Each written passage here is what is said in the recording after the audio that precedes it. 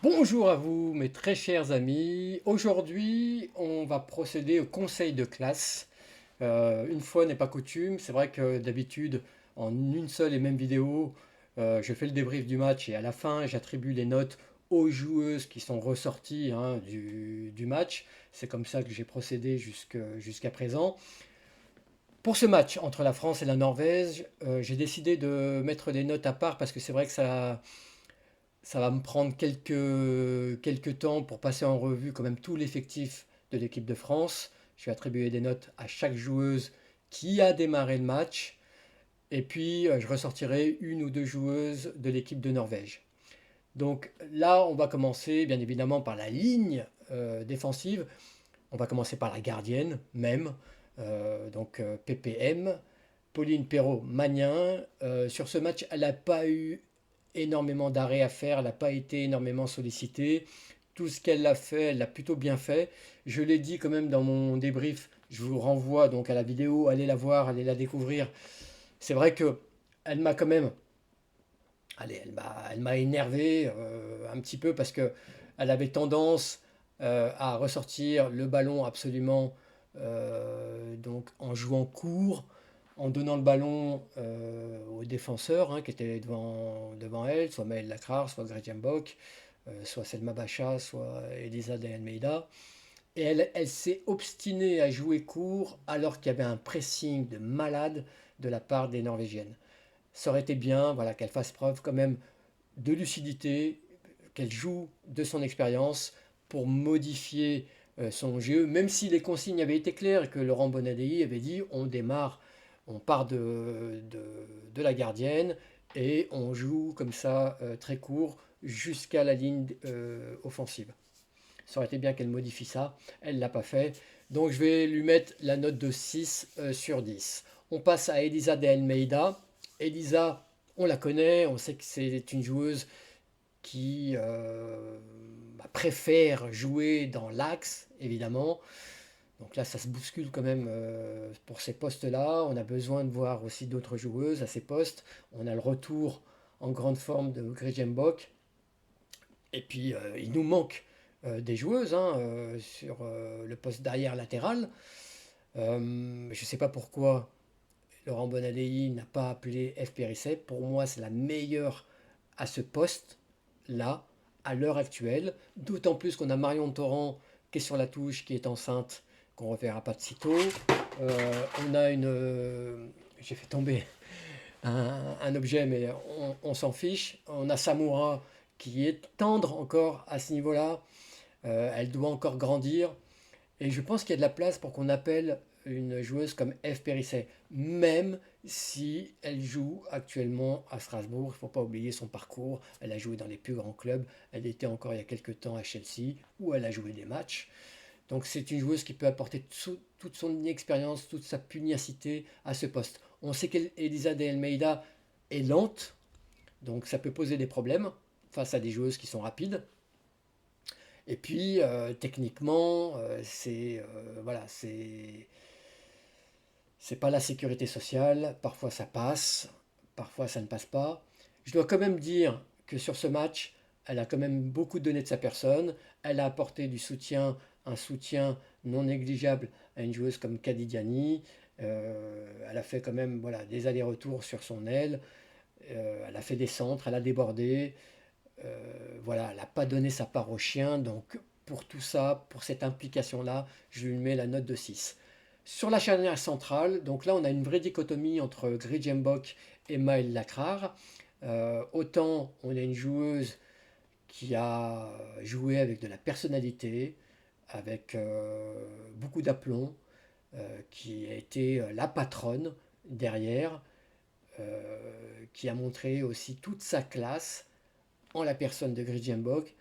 Autant on avait une Maël Lacrar plutôt maladroite, à la traîne, un peu en dilettante, qui subissait un petit peu les actions, qui subissait un peu le jeu, qui a perdu beaucoup de duels, et parfois dans des zones qui auraient pu mettre l'équipe de France dans le pétrin, disons les choses comme ça. Donc c'est vrai qu'il y a une vraie dichotomie. Heureusement que Grijembok était là vraiment pour jouer le rôle de rempart pour cette équipe de France. Elle a été impériale, je l'ai dit, elle a été extraordinaire. Donc je lui mets la note de 8 sur 10. Lui manquait juste un but pour qu'elle fasse 10 sur 10, hein. Elle aurait mis un but, je lui aurais mis la note de 10 parce qu'elle a vraiment été extraordinaire quand on sait qu'elle revient de blessure. J'espère vraiment que son corps va la laisser tranquille et qu'elle va pouvoir prétendre à jouer l'Euro en pleine possession de ses moyens. Je pense à une joueuse comme elle, je pense à une joueuse comme Katoto, je pense à d'autres joueuses, Delphine Carino, Gianni, Guerrero, des joueuses qui doivent être à 100% de leurs moyens pour que la France puisse prétendre à quelque chose d'incroyable durant cet Euro. Donc voilà, Gridgenbach, la note de 8 sur 10. Maëlle Lacrar, je vais lui mettre la note de 4 sur 10. C'est la joueuse qui aura la moins bonne note du 11 de départ, pour toutes les raisons que j'ai citées. On en vient à Selma Bacha. Selma Bacha qui a fait un match vraiment super, qui est aussi sur le retour, qui revient bien, qui va faire beaucoup de bien à l'OL pour les échéances qui arrivent. Voilà, alors, elle a démarré un peu difficilement, effectivement, elle a encore tendance à confondre vitesse et précipitation parfois, mais c'est allé de mieux en mieux et elle a été vraiment incroyable sur son aile gauche. On connaît son abattage, on va dire, physique, hein, elle aime bien monter, elle a combiné énormément avec Sandy Baltimore. Voilà, une joueuse qui a fait aussi des centres. On connaît sa patte gauche. Elle a fait des centres au cordeau, des centres qui ont toujours été dangereux. Et puis, il ne faut pas oublier sa passe décisive quand même dans ce match pour Marie-Antoinette Katoto. Euh, Visiblement, deux joueuses qui s'entendent bien et il y a une vraie connexion au débit entre les deux joueuses. Donc, je ne sais pas si ça augure d'une arrivée prochaine, puisqu'apparemment les jeux seraient faits concernant Marie-Antoinette Katoto et concernant son avenir qui ne passerait plus par la capitale. Peut-être qu'on la verra avec le maillot lyonnais. Et c'est vrai qu'on voit qu'il y a une vraie connexion entre les deux joueuses qui pourrait être intéressante pour l'Olympique lyonnais. Mais ça, c'est autre chose. On passe au milieu de terrain. Milieu de terrain que j'apprécie vraiment beaucoup, hein. Je trouve qu'il a de la gueule, ce milieu de terrain. On a de la technique, on a de la personnalité, on a des joueuses aussi qui sont capables de ratisser des ballons, qui sont capables de mettre un peu de physique, de jouer à haute intensité. Donc ça, c'est vraiment appréciable. On va commencer avec Sakina Karchaoui. Euh, D'ailleurs, pour le milieu de terrain, dans l'ensemble, je vais mettre la note de 7. Voilà, elles elles ont été précieuses, mais elles n'ont pas été, comment dire, l'impact aurait pu être beaucoup plus grand. Donc c'est pour ça que j'en appelle au sélectionneur, à Laurent Bonadei. J'espère qu'il va remettre ce milieu de terrain à nouveau contre l'Islande. Il faut que ce milieu de terrain travaille sur ses automatismes, que les joueuses, même si Grace Guillero, par exemple, et Sakina Karchaoui ont l'habitude de jouer ensemble, donc au Paris Saint-Germain. Bon, il y a un troisième larron, il y a Sandy Toletti, donc il faut vraiment que les ballons puissent vivre de la meilleure des façons entre ces trois joueuses et qu'elles puissent, les trois joueuses, apporter beaucoup plus d'impact qu'elles ne l'ont fait dans ce match contre l'équipe de Norvège. Donc Sakina Karchaoui qui s'épanouit au milieu de terrain, je l'ai dit, donc il faut la laisser là. Euh, c'est vraiment une bonne trouvaille. Grace Guillero, une joueuse de classe mondiale, franchement, comment on pourrait faire sans Graziero. Je remercie aussi Fabrice Abriel d'avoir revu ses positions et de la titulariser au Paris Saint-Germain. C'était pas fait avant la trêve, donc là ça va de mieux en mieux. Il faut la laisser jouer, même si ce sont des matchs de Première Ligue Arkema, il y aura quand même euh, de quoi maintenir un certain rythme. Effectivement, après il faudra monter quand même en pression, en régime, donc pour 7 euros, mais on n'en est pas là. Et puis enfin Sandy Toletti qui malheureusement était passé au travers aux Jeux Olympiques. Bon, c'était son baptême du feu, hein, en quelque sorte, chez Léa, à ce niveau-là, titulaire dans cette équipe de France, chez les Bleus. On connaît son parcours, on sait que c'est une joueuse qui a énormément de talent. Elle joue au Real de Madrid, en plus, là où elle travaille énormément la technique, la science de la passe. Ça lui a permis aussi d'évoluer dans le bon sens. On sait que c'est une joueuse qui a démarré en tant que capitaine des U20 ou des U19 avec Claire Lavogé, avec Gretchen Bock, avec Aïssatou Tounkara, euh, avec Diani, avec Delphine Cascarino. Donc elles ont été championnes du monde, ces joueuses. Et Sandy Toletti était en milieu de terrain, était capitaine. Donc on sait de quoi elle est capable. Et c'est tout naturellement qu'elle a donc pris ce rôle de capitaine. En plus, sa place exige d'avoir ce brassard de capitaine. Elle est en milieu de terrain, elle est au milieu donc euh, de ses partenaires. C'est elle en plus qui doit impulser, donner le rythme à l'équipe. Donc avec tout ça, il faut qu'elle embrasse ce rôle de capitaine avec énormément de gourmandise. Elle est, encore une fois, elle a été catastrophique durant les JO, mais là je trouve qu'elle s'étoffe de plus en plus. Ça c'est vraiment intéressant parce que c'est une joueuse avec une qualité technique très intéressante qui peut beaucoup apporter à l'équipe de France. Et donc voilà, nous on veut voir ça, on veut voir une grande Sandy Toletti, on ne demande que ça. On passe maintenant à la ligne offensive. Donc la ligne offensive composée de Sandy Baltimore, Diani, son pendant à droite, et puis devant donc Melvin Mallard, qui remplaçait Marie-Antoinette Katoto, qui revenait de blessure aussi. Euh, Sandy Baltimore était pour moi la meilleure joueuse du match. Je lui mets la note de 9 sur 10. Elle n'a pas fait de passe décisive, elle n'a pas marqué de but, mais elle a fait très très mal à la Norvège et forcément à son vis-à-vis.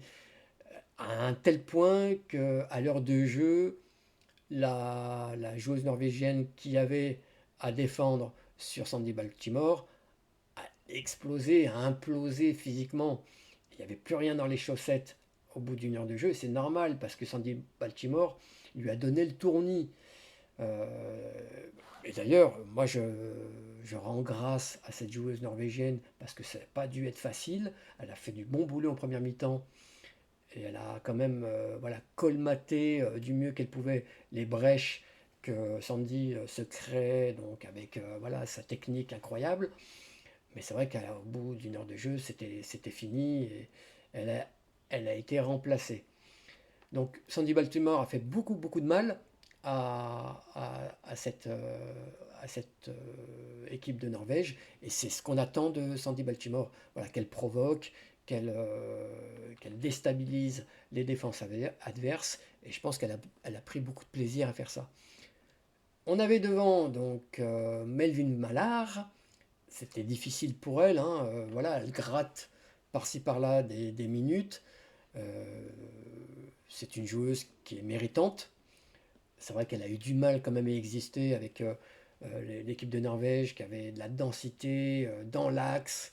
Donc c'était difficile d'exister au milieu de ces Norvégiennes, de jouer le rôle de pivot pour ses partenaires. Elle a essayé tant bien que mal voilà, de faire ce qu'elle pouvait avec cette tactique vraiment de pressing, de densité dans l'axe. Et c'est sûr qu'elle n'a pas eu d'occasion, elle n'a rien eu à se mettre sous la dent, ça a été très difficile.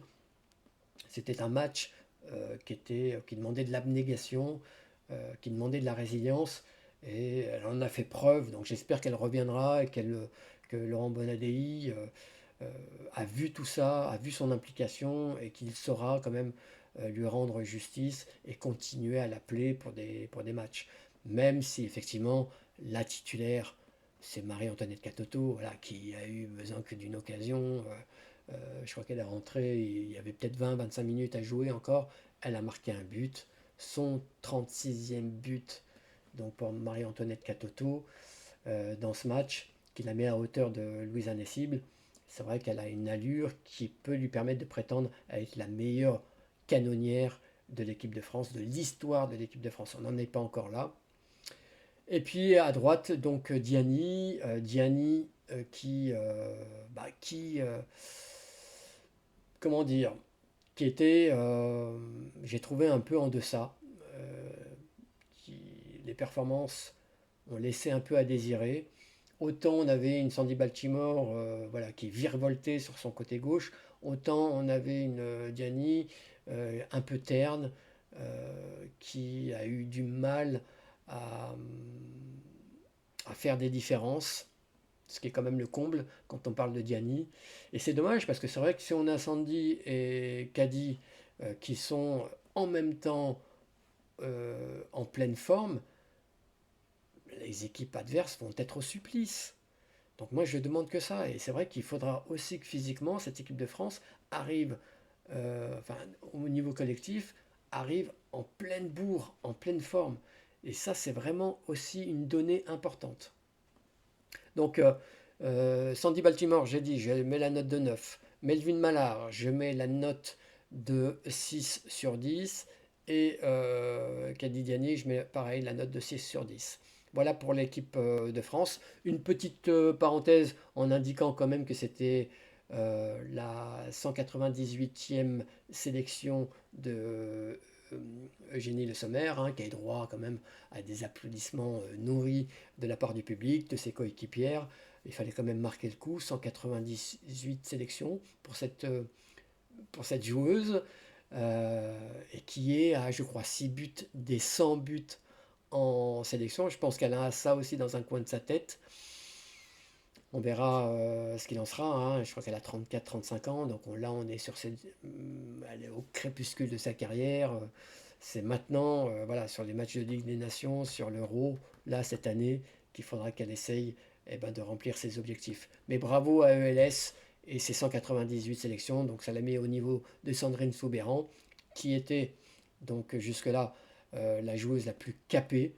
Donc si elle entre en cours de jeu, si elle est titulaire contre l'Islande, ELS sera la seule devant, la seule joueuse ayant le plus de cap en équipe de France. Je viens rapidement donc sur les Norvégiennes. Ade Gerberg a eu vraiment du mal aussi face à une Gretj Mbog impériale qui a su museler donc l'attaquante norvégienne. Je suis content aussi que Ada Hegerberg ait quand même récupéré le brassard de capitaine. Quand on sait d'où elle vient, pendant plus de 5 ans, je crois qu'elle n'a pas porté elle n'a pas voulu de son plein gré porter donc à nouveau le maillot de l'équipe de Norvège. On sait son amour de son pays, hein. Euh, on sait aussi son implication dans le foot féminin.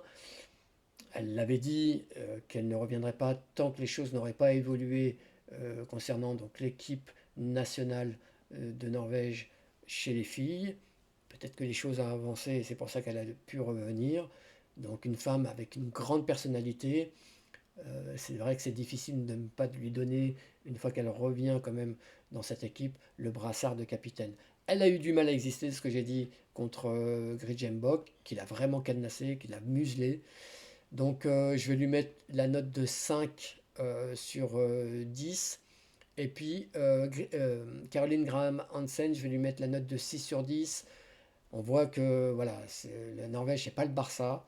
Elle n'a pas les mêmes circuits, elle ne bénéficie pas des mêmes circuits de passe, la même qualité de joueuse autour d'elle. Donc ça a été un peu plus difficile pour Caroline Graham Hansen, qui a fait quand même quelques chevauchées, qui a eu quelques fulgurances, dont ce tir vers la 40e minute, je crois, de la première mi-temps, qui vient se fracasser contre la transversale de Pauline Perromagnin. Voilà, une joueuse qui est capable sur quelques saillies de faire très mal aux adversaires, on le sait, hein. Mais sinon, c'est vrai qu'elle a eu beaucoup de mal face à Selma Bacha, face aux défenses, à la défense française. Donc je vais lui mettre la note de 6 sur 10. Voilà ce que je voulais et ce que je pouvais dire sur ce match. Je vais vous remercier encore une fois. Continuez donc à faire gonfler la chaîne, continuez à vous abonner, n'hésitez pas, mettez un pouce aussi, hein, mettez un petit commentaire, ça fait toujours plaisir. Je vais vous souhaiter le meilleur pour la suite. Va va voum, les amis!